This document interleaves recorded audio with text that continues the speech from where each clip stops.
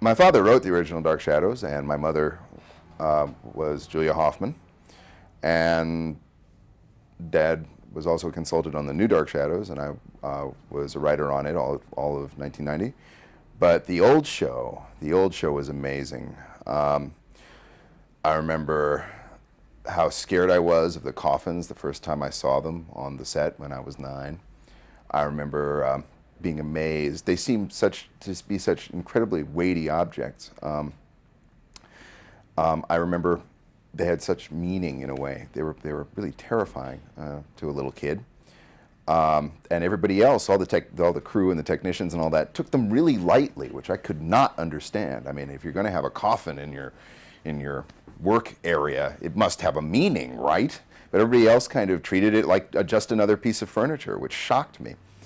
I remember the control room, which was the most high-tech thing I'd ever seen in my life. And I remember Dan sitting in the emperor's seat in the control room, making snap judgments and yelling at people and generally being lord of the domain.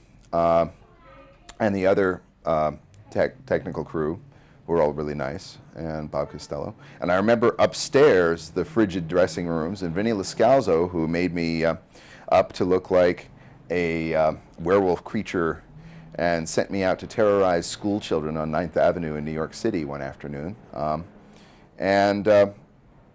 it was a fascinating period, and it was because I would go home, I would leave school, and I would go do my homework in my mom's dressing room and hang out on the set with Jonathan Frid and all of them. And they treated me very nicely, and I was in awe of all of them.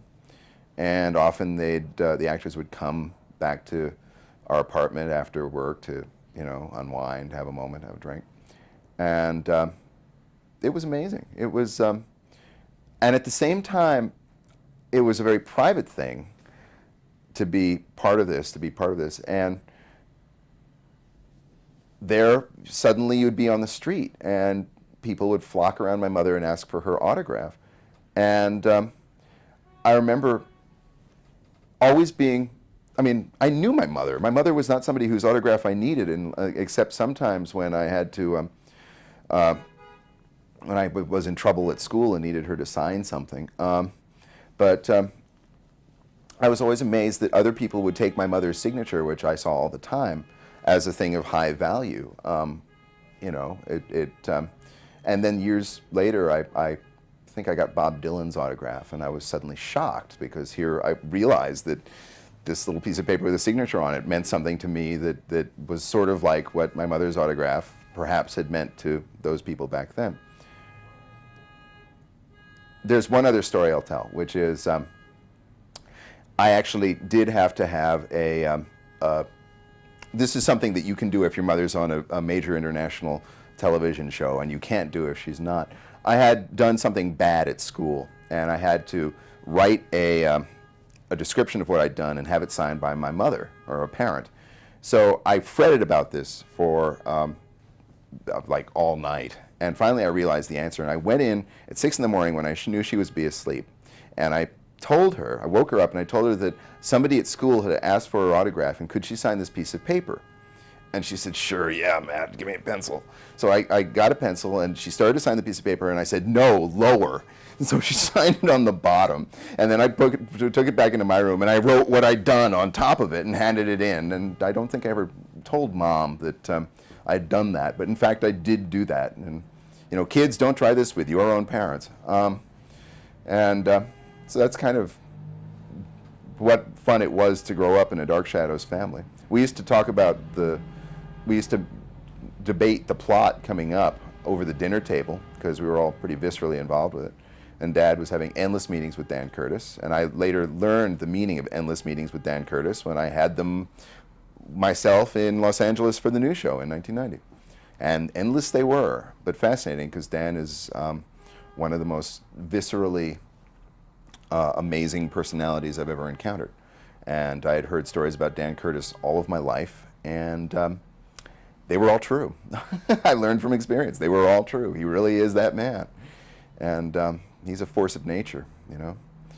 I got the job. It was a job that I'd wanted all my life because the last episode of Dark Shadows, Gordon Russell was on screen. He was a writer with my father, Sam Hall. Dad wouldn't ever go on screen on anything.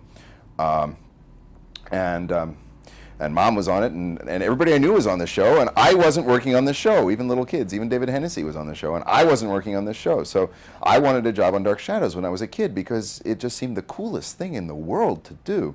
So years later, Dan Curtis read my first novel, Nightmare Logic, and liked it and offered me a job on the new Dark Shadows, and I was thrilled, and I did it, and I actually stopped working on my second novel for a chunk because I went out to LA and did Dark Shadows, had this childhood fantasy fulfilled, and it was a gas. It was, you know, I hope that people liked the show that we did, and I thought it was, as somebody said, a high quality production. I thought it was a really nicely done thing. I thought that the actors were by and large marvelous. I thought that it had a great deal of things to it. I don't think it really, I think there was a spirit to the old show that the new show sort of lacked, that you couldn't reproduce something that was so of its time. But I thought it was a damn nice attempt at rolling the ball down the lane, so to speak. Dan is really the heart of Dark Shadows. I think that's one of the things that gets skipped over a lot because he hasn't done a lot of press on this thing. But Dan is really, in large measure, essentially the head writer, even back then and certainly now, essentially the guiding force. I think perhaps Dan cares more about Dark Shadows than any fan, in a way. I think it means a great deal to him, which is why he brought it back. And I think in many ways he's the ultimate Dark Shadows fan himself. It's something that he generated. It was the first big project he ever had in his life, and it's something that he came back to because he felt the need to. And I think he'd love to continue with it forever. And you know, the vicissitudes of business being what they are, who knows? But but it's something that he takes very seriously, and his taking it seriously is one of the things that made that show what it was, because he took it seriously enough so that the actors could take it seriously, and the actors took it seriously enough so that the writers could take it seriously, and the writers took it seriously enough so that the audience could take it seriously, all the way down the line. And it all stemmed from Dan, and that's an important thing to really understand. If you care about Dark Shadows at all, it's his baby. And he created it, and in many ways it's always been his responsibility. And if there ever was a keeper of the flame, not just the fans, but also Dan Curtis.